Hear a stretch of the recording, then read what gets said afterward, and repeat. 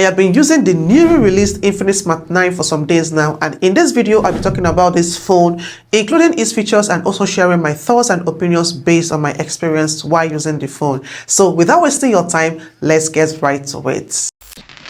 Unboxed, and here are all the items in the box. All the necessary accessories are made available, including a transparent plastic phone cover, which I don't really like because it is plastic and can easily break, and also because it is not fully protecting the phone as the sides are not covered. What I have here is the neo titanium color of this phone, and it is absolutely beautiful. You can also get this phone in black, mint green, and in gold.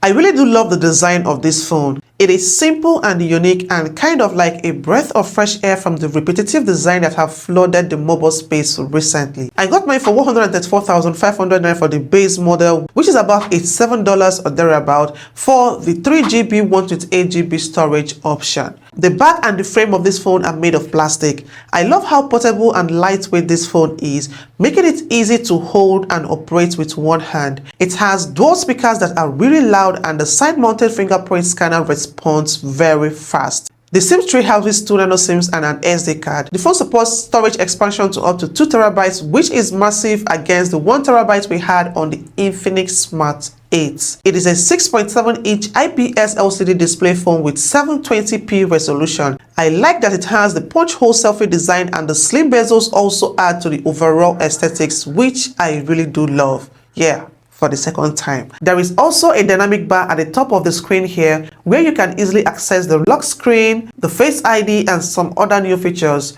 You can also go to your phone settings to select the features you want on your dynamic bar. I like the visuals I get when streaming on this phone, and watching videos on YouTube. You can stream at up to 1080p resolution. With a peak brightness of 500 nits, when using this phone outdoors, the display might not be as bright, especially when it is very sunny. This phone also has an always-on display that automatically comes on once you pick up the phone, although it doesn't come enabled by default. So if you want the always-on display feature on your phone, just go to your phone settings under personalization, toggle it on, and select your preferred display for your AOD. On paper, this phone features a 120Hz refresh rate. By default, the screen is set at auto switch refresh rate, so you might want to set it at 120Hz, which honestly doesn't make any difference to me as it barely refreshes at 120Hz. So the 120Hz refresh rate, which is supposed to be a major upgrade from the previous Smart 8 as advertised by Infinix, is more like a mere marketing gimmick. However, it does have a touch sampling rate of 240Hz, which is pretty good as it adds to the overall fluidity of the phone. And honestly, for an entry-level phone, I am really impressed with the overall interface of this phone and its fluidity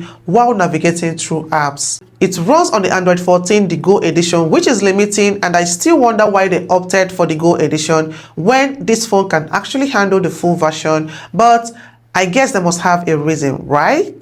Infinix also promises a 48 months of user smoothness, and I'm just sitting here and wondering how they're going to achieve that with the Android Go edition this phone has, which I am pretty sure wouldn't be getting any major software updates. So I guess this too is another of the marketing gimmicks. It is powered by the MediaTek Helio G81, which we have seen here in some of the phones I have reviewed here a few weeks ago. It is a new chipset and better than the Unisoc T606 we had on the Smart 8, as it has more reliable features and overall better performance. While using this phone, the performance is good. I can't even complain as it handled most of the tasks smoothly. You can even play high graphic games on this phone and it handles it pretty well, but definitely on low graphic settings and low frame rates. Another thing to have at the back of your mind is that because it runs on the Go edition of the Android 14, you might not be able to play some of your favorite high graphic games like the Asphalt Legends United and the likes. It is also worth mentioning that while this is a budget entry-level smartphone,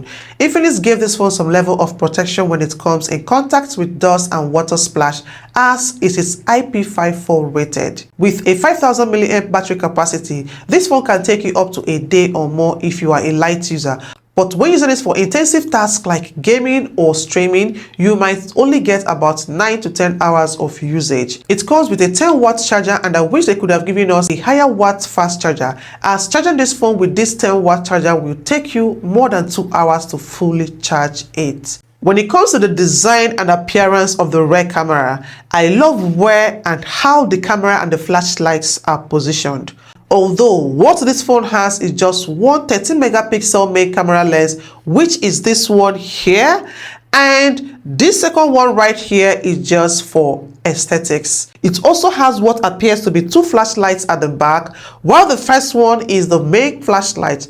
This second one here is an LED light that is much brighter and travels far, especially when used in the dark. It has an 8 megapixel selfie camera and also a front camera flashlight, which will go a long way in enhancing the quality of selfie pictures and videos taken at night. You can also zoom up to 4x with this phone camera. When it comes to the quality of photos and videos taken with this phone, honestly, I can't even complain. You are definitely not getting the best. I mean, it is a budget phone with a 13 megapixel camera, so your expectations shouldn't be high. However, I think they take decent pictures and capture some details under good lighting. Pictures taken with the selfie camera are also decent. You can record videos at up to 1080p 30 frame rate per second, and here are some of the videos recorded with this phone camera. Overall, apart from the Go edition of Android 14 it runs on, I do not have complaints or whatsoever regarding this phone. I absolutely love the design, and the fluidity while navigating through the phone is quite impressive. The performance is also not bad for an entry-level phone, so yeah, I would recommend this phone to anyone interested in getting a budget phone and doesn't mind the Android Go edition that it runs on. Thanks for watching and see you in my next video.